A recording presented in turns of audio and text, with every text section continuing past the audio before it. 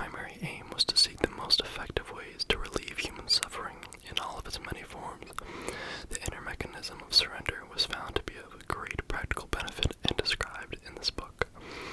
Dr. Hawkins' previous books focused on advanced states of awareness and enlightenment.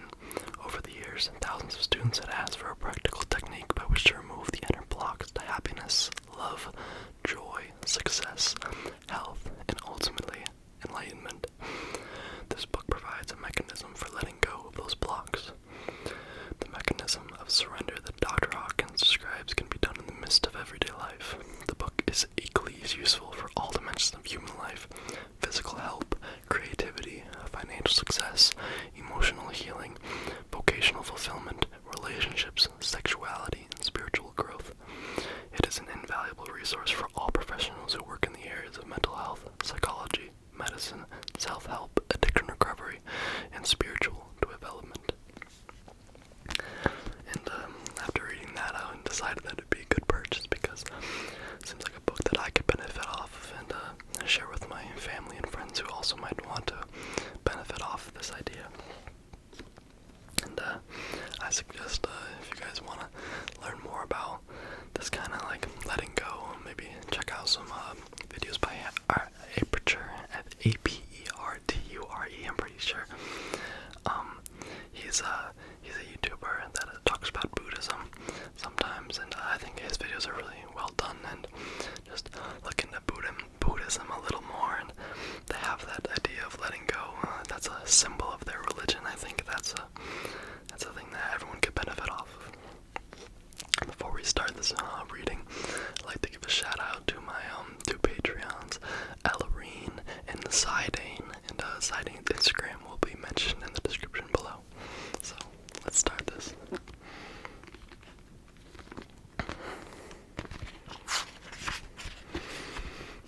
Chapter 1.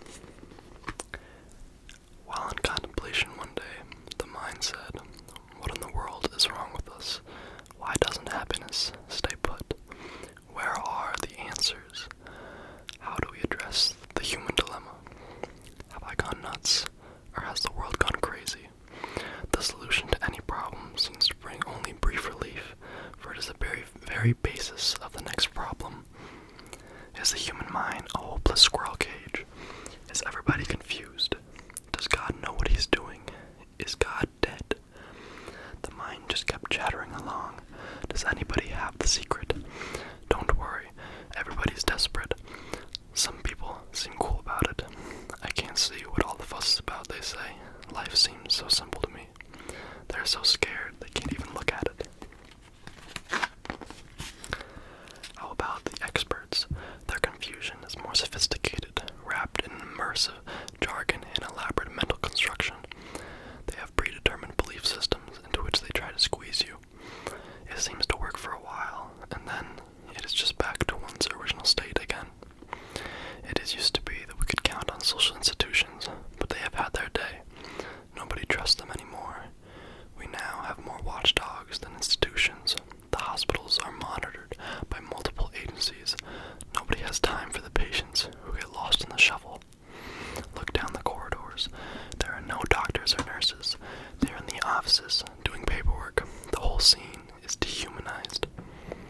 Well, you say, there have to be some experts who have the answers. When upset, you go to a doctor or psychiatrist, an analyst, a social worker, or an astrologer. You take up religion, get philosophy, you take the Erhard Seminars training test, tap yourself with EFT, you get your chakras balanced, try some reflexology, go for ear acupuncture, do iridology, get healed with light and crystals. You meditate, chant a mantra, drink green tea, try the Pentecostals, breathe into fire, and speak in tongues. You get centered, learn NLP, try actualizations, work on visualizations, study psychology, join a Jungian group. You get Rolfed, try psychedelics, get a psychic reading, jog, jazzercise, have colonics, get into nutrition and aerobics, hang upside down, wear psychic jewelry, get more insight, biofeedback, gestalt therapy. You see your homeopath, chiropractor,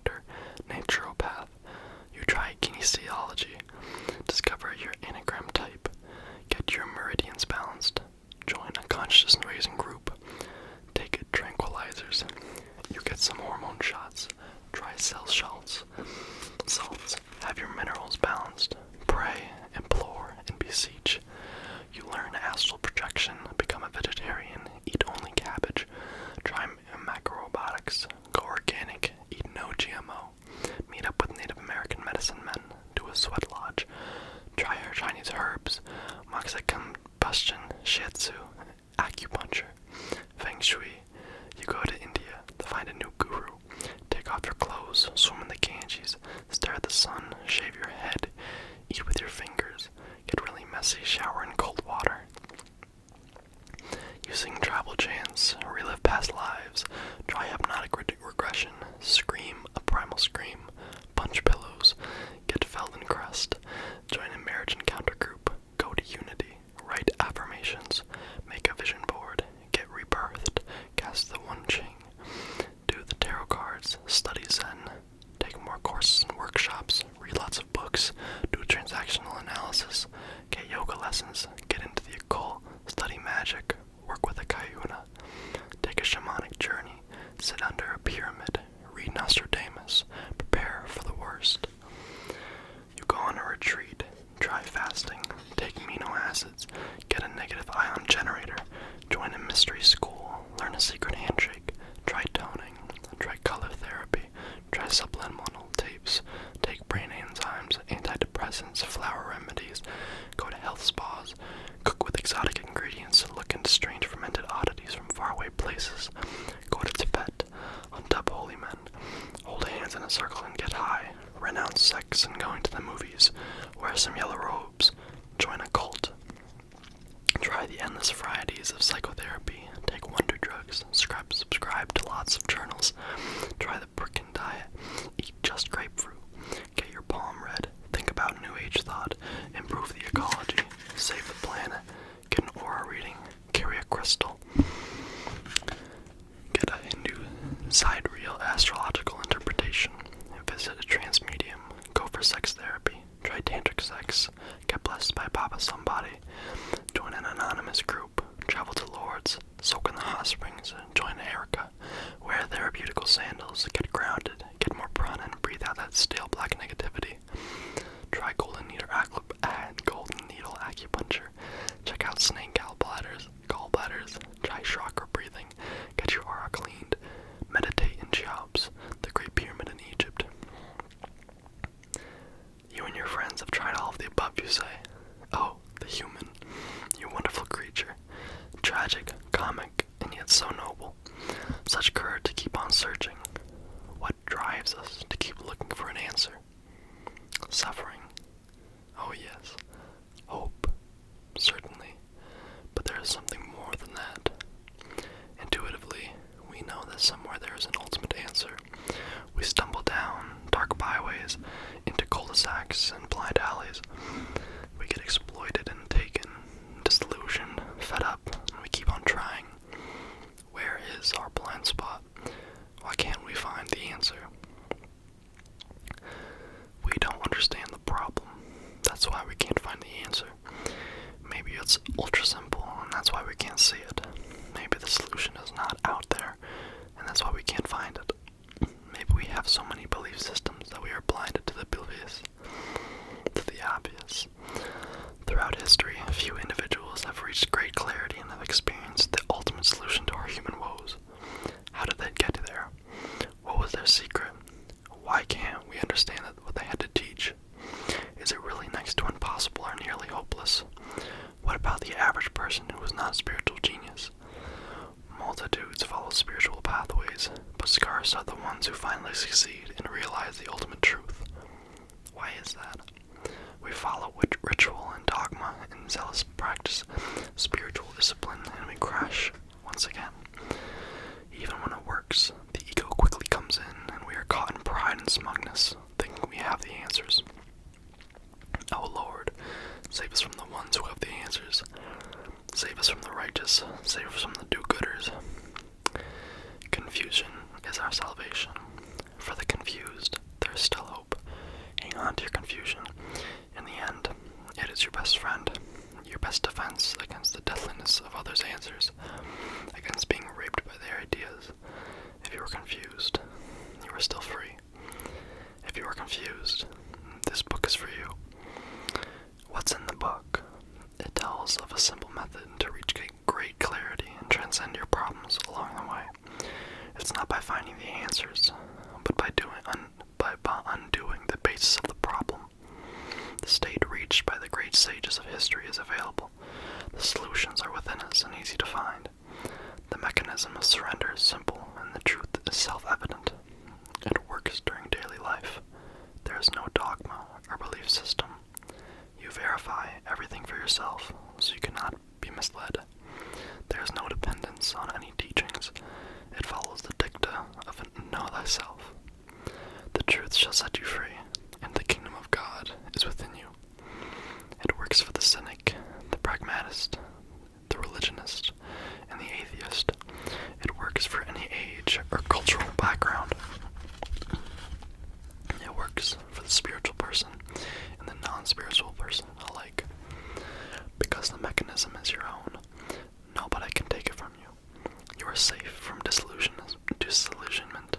You will find out for yourself what is real and what are just the mind's programs and belief system. While all of this is going on, you will become healthier, more successful, with less effort, happier, and more capable of real love. Your friends will notice a difference. The changes are permanent. You aren't going to go for a high and crash later. You will discover there is an automatic teacher within yourself. Eventually, you will discover your inner self. You always unconsciously knew it was there. When you come upon it, you will understand what the great sages of history were trying to convey. You will understand it because truth is self-evident and within your own self. This book is written with you, the reader, constantly in mind. It is easy, effortless, and enjoyable. There is nothing to learn or memorize. You will become lighter and happier as you read it. The material will automatically start bringing you the experience of freedom as you read through the pages. You are going to feel the weights being removed. Everything you do will become more enjoyable. You are in for some happiness surprises about your life. Things are going to get better. It's okay to get skeptical. We've been taken down the primrose path before, so be as skeptical as you like. Indeed, it's advisable to avoid gushing enthusiasm. It is a setup for a letdown later. Therefore, rather than enthusiasm, quiet observation will serve you better. Is there such a thing as something for nothing in the universe? Oh yes, most certainly there is. It's your own freedom which you have forgotten and don't know how to experience. What is being offered to you is not something that is to be acquired. It is not something that is new or outside of yourself. It is already yours, and merely has to be reawakened and rediscovered. It will emerge of its own nature. The purpose of sharing this approach is merely to put you in touch with your own inner feelings and experiences. In addition, there is much helpful information that your mind will want to know. The process of surrender will begin automatically, for it is the nature of the mind to seek relief from pain and suffering and to experience greater happiness. So that was the little introduction to the book. So now we're on to chapter 2, the mechanism of letting go. What is it? Letting go is like the sudden cessation of an inner pressure or the dropping of a weight. It is accompanied by a sudden feeling of relief and lightness, with an increased happiness and freedom. It is an actual mechanism of the mind. Everyone has experienced it on occasion. A good example is the following. You were in the midst of an intense argument. You were angry and upset, when suddenly the whole thing strikes you as absurd and ridiculous. You start to laugh. The pressure is relieved. You come up from anger, fear, and feeling attacked, to feeling suddenly free and happy. Think how great it would be if you could do that all the time, in any place, with any event. You could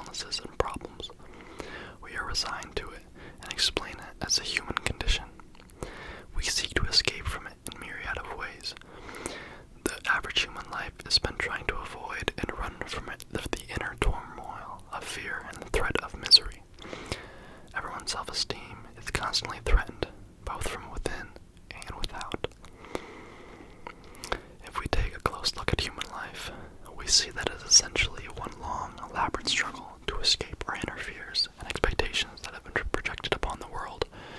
Interspersed are periods of celebration when we have momentarily escaped the inner fears, but the fears are still there waiting for us. We have become afraid of our own inner feelings because they hold such a massive amount of negativity that we fear we would be overwhelmed by it if we were to take a deeper look. We have a fear of these feelings because we have no conscious mechanism by which to handle the feelings if we let them come up within ourselves. Because we are afraid to face them, they continue to accumulate, and finally, we secretly begin looking forward to death to bring all of the pain to an end. It is not thoughts or fact that are painful, but the feelings that accompany them. Thoughts in and of themselves are painless, but not the feelings that underline them. It is the accumulated pressure of feelings that causes thoughts. One feeling, for instance, can create literally thousands of thoughts over a period of time. Think, for instance, of one painful memory from an early life. One terrible regret that has been hidden. Look at all the years and years of thoughts associated with that single event. If we could surrender the underlying painful feeling, all of those thoughts would disappear instantly and would forget about the event. This observation is in accord with scientific research. The Gray-Laviolet scientific theory integrates psychology and neurophysiology. Their research demonstrated that feeling tones organize thoughts and memory. Thoughts are filed in the memory bank according to the various shades of feelings associated with those thoughts. Therefore, when we relinquish or let go of a feeling, we are freeing ourselves from all the associated thoughts. The great value of knowing how to surrender is that any and all feelings can be let go of at any time, in any place, in an instant, and it can be done continuously and effortlessly. What is the surrendered state? It means to be free of negative feelings in a given area so that creativity and spontaneity can manifest without opposition or the interference of inner conflicts. To be free of inner conflict and expectations is to give others in our life the greatest freedom. It allows us to experience the basic nature of the universe, which, it will be discovered, is to manifest the greatest good possible in a situation. This may sound philosophical, but when done, it is exponentially true. Feelings and mental mechanisms. We have three major ways of handling feelings: suppression, expression, and escape. We will discuss each type in turn. Suppression and repression. These are the most common ways in which we push our feelings down and put them aside. In repression, this happens unconsciously. In suppression, it happens consciously. We don't want to be bothered by feelings, and besides, we don't know what else to do with them. We sort of suffer through them and try to keep functioning as best as we can. The feelings that we select to be suppressed or repressed are in accord with the conscious and unconscious programs that we carry within us from social custom and family training. The pressure of suppressed feelings is later felt as irritability, mood swings, tension in the muscles of the neck and back, headaches, cramps, menstrual disorders, colitis, indigestion, insomnia, hypertension, allergies, and other somatic conditions. When we repress a feeling, it is because there is so much guilt and fear over the feeling that is not even consciously felt at all. It becomes instantly thrust into the unconscious as soon as it threatens to emerge. The repressed feeling is then handled in a variety of ways to ensure that it stays repressed and out of awareness. Of these mechanisms used by the mind to keep the feeling repressed, denial and projection are perhaps the best known methods, as they tend to go together and reinforce each other. Denial results in a major emotional and maturational blocks. It is usually accompanied by the mechanism of projection. Because of guilt and fear, we repress the impulse or feeling, and we deny its presence within us. Instead of feeling it, we project it onto the world and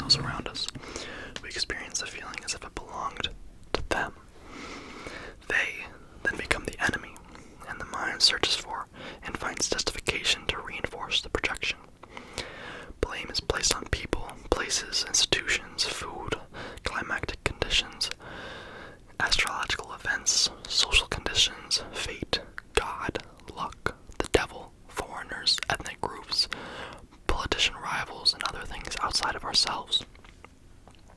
Projection is the main mechanism in use by the world today. It accounts for all wars, strife, and civil disorder.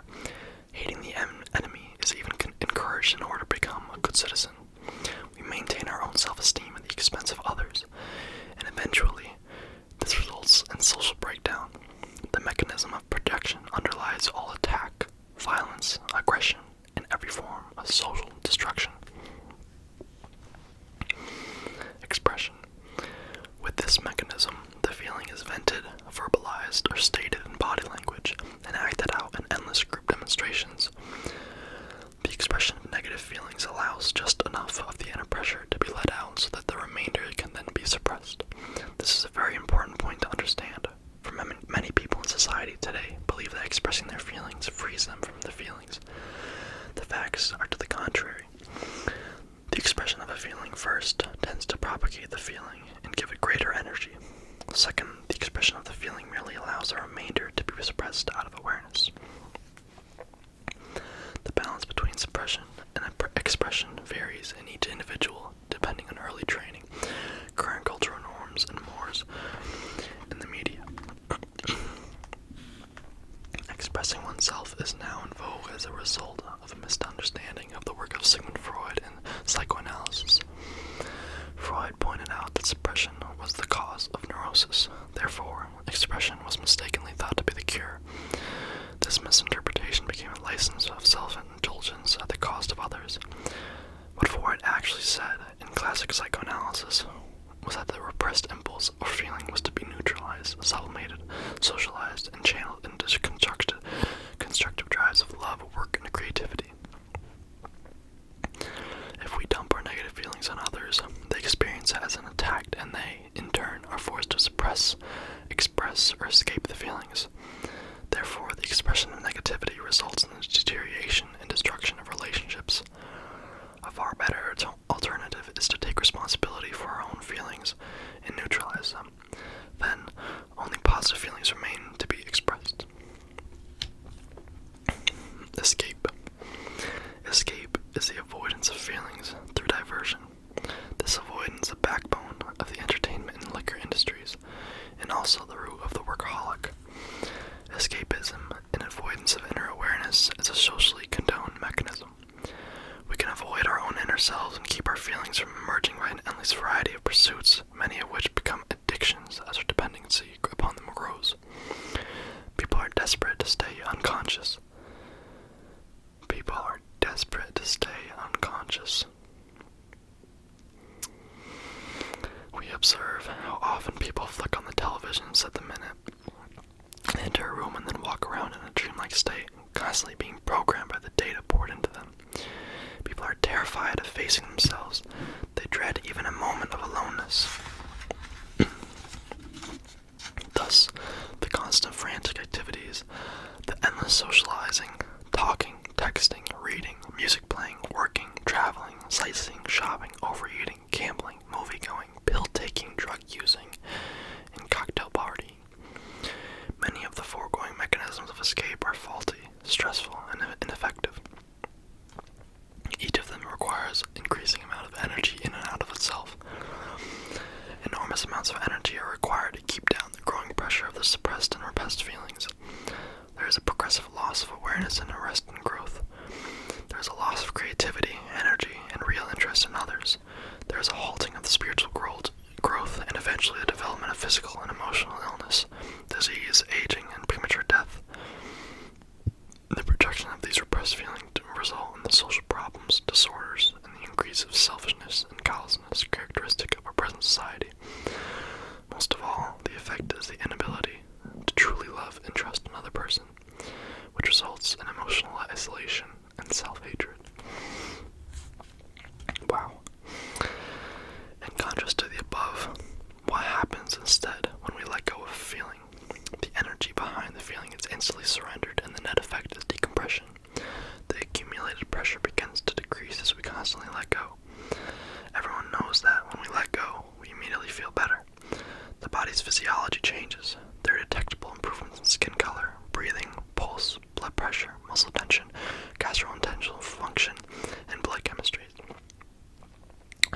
inner freedom. All bodily functions and organs move in their general direction of normalcy and health. There is an immediate increase in muscle power. Vision improves, and our perception of the world and ourselves changes for the better. We feel happier, more loving, and more easygoing. So, I think that's where I'll leave off of for today. And I actually really liked that first chapter, and I liked first and second chapter. And I think the rest of the book is going to be really interesting. I'll read you some of the chapter names that, in case you want to hear more in the future. There's the anatomy of emotions, apathy and depression, about grief, fear, desire, anger, pride, courage, acceptance, love, peace, stress and physical illness, the relationship between mind and the body, and the benefits of letting go, transformation, relationships, achievement of vocational goals, physician, heal thyself, and then questions and answers.